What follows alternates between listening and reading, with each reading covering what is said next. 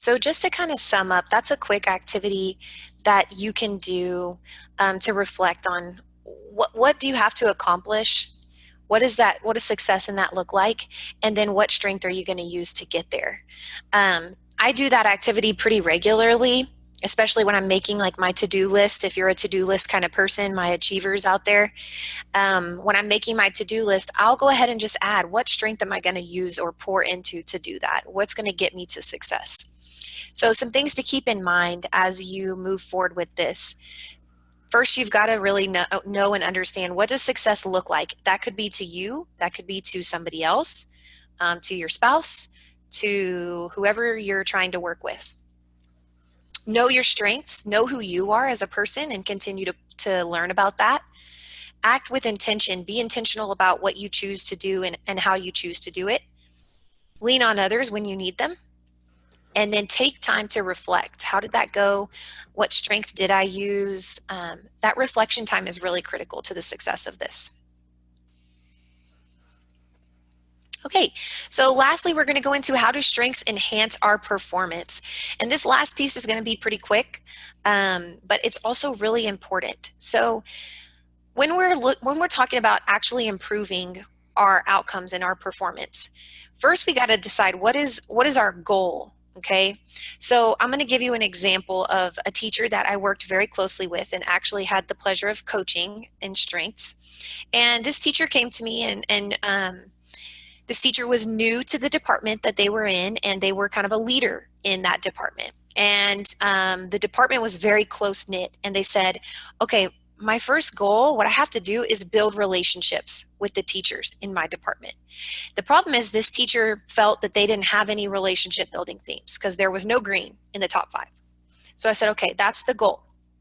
So what strength do we think we could use to accomplish this goal? And the teacher kind of struggled with it. And I said, okay, what strength do you feel is most predominant in your life? If you're struggling, what strength am I going to use to get there? Pick the one that you feel best defines you as a person. This teacher said, well, achiever. And if you guys know achievers, they just like to get things done. And sometimes they can get in a straight lane, right? Of, I just have to get all of these tasks done, right? And they forget everything else sometimes. And so I said, okay, let's use that achiever. Let's pour into that. What specific actions can we take that play into achiever but help accomplish your goal? And so for this particular teacher, we decided we were going to add relationship building tasks to her to-do list. And it was that simple. So for example, she had her to-do list: submit lesson plans, pick up the groceries, check in on teacher A and ask about their weekend. It was literally on the to-do list. And it's not that she didn't care about the person, it's that her mindset comes from the point of view of achieving goals. Well, she just had to remind herself that that was a task that was important to her. And so once we added that to the to-do list, it worked wonderfully. And she was able to really build those relationships and be intentional with her time.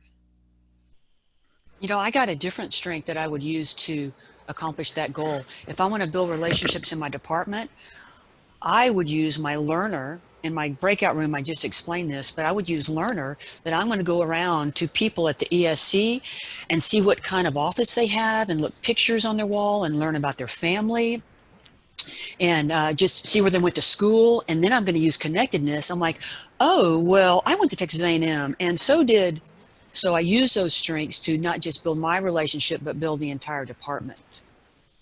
That's a great example. So any goal that you have, you can get there with any strength. It's just about being intentional.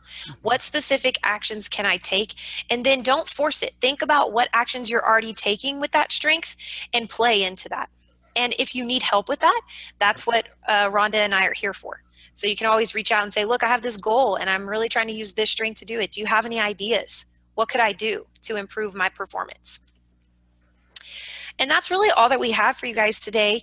As you go forward with strengths, this is really just the surface level. So there's so much more that you can do and learn about.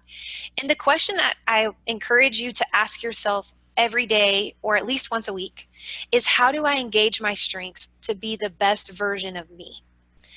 Learn who you are. Be able to speak to it, know it, and be proud of it. Be confident in it. People will try to sometimes use the negatives of your strengths against you. Don't let that happen. Own it and say, I'm proud of who I am. Every strength has a negative or a positive, right? And I'm going to use what I can to be successful.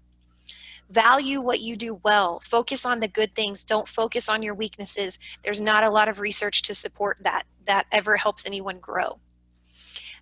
Value what the people around you do well and mean it. Be intentional with your time, and then take time to really reflect and be thoughtful in what you're doing and how you're doing it. Let me mention it as we go forward that I would encourage everybody to do this personally with family. Whenever we understand strengths and we can practice with their family, then we feel more comfortable doing it professionally. A quick example is my discipline. You know, my pantry is like organized with the labels turned the right way. Ketchup goes here, cookies go here. And my husband, when he comes home from the store, he'll like put them anywhere because he doesn't have discipline. And so when we did the strengths assessment and we learned this about each other, we're like, oh, it doesn't matter to you where it goes? Well, do you mind if I just put the groceries away? So we have this conflict is resolved because we understand each other's strengths and we go forward positive intention again. I absolutely agree. My husband has high analytical. I had to force him to take the assessment. But once we found out that achiever was his number one strength, it made sense why every Saturday morning he woke up and he said, okay, what's on our list today? What do we need to get done? And I'm like, it's Saturday. I'm going to chill and hang out and just go with the flow. But my husband needed to have a list of things that we were going to accomplish and to feel like he had been successful that day. And so we were able to talk about that and grow together in that. So we will be sharing a Google folder that has a ton of more resources in there for you. Let me mention that what we hope to have done today is make you curious about your strengths. In no way is this a course. It's scratching the surface. You know, I go in, I train departments, I train campuses, I go to PLCs, I coach individuals. Lindsay also has an extreme interest in this.